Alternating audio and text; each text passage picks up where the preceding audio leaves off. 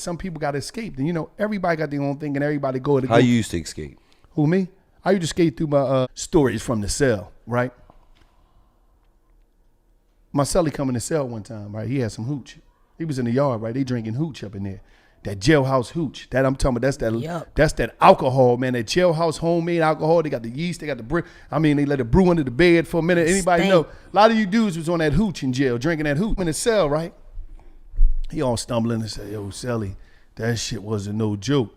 And I'm like, damn, because he was a younger cat. You know what I mean? It wasn't like he was an older dude. I'm like, yo, what you was doing?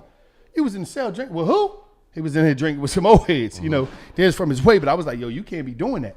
Because what a lot of people don't know is that a lot of people be in jail, and it's just like people in the street. We use things to escape the reality of life. A lot of people use drugs to escape the reality of life.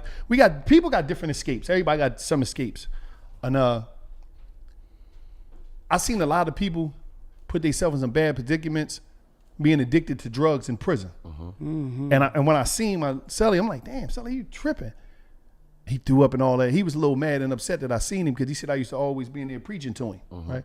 Like, man, you always preaching, man. It always was like, man, you always preaching. Listen, the whole thing is like, you be in a situation where as though now you getting on, you in jail, you put yourself in positions and predicaments whereas though somebody could take advantage of you. Right. So you got to be mindful. We got family members that be in the joint. Like if you got somebody you talking to, make sure you talking to them and they on point. They ain't in jail trying to be in jail. In jail is like the hole. You see what I'm saying? So right now, you got people that's in jail. So you in the hole, you going through this quarantine. So it's just for you. So you got to think about it. Some people got to escape. And you know, everybody got their own thing and everybody go to. How you used to escape? Who, me? I used to escape through my music, reading, smut books. You know what I mean? Basically, like that was my so you would to escape, huh?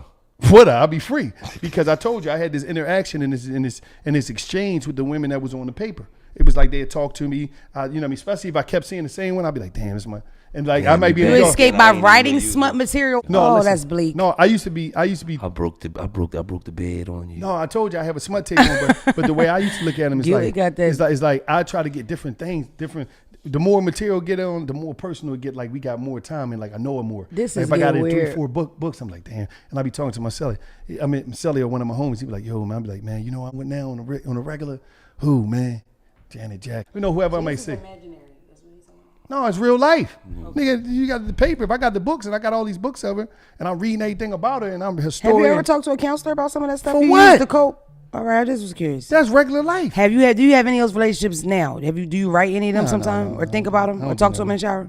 No, don't get him in trouble. Hungry hemorrhoid.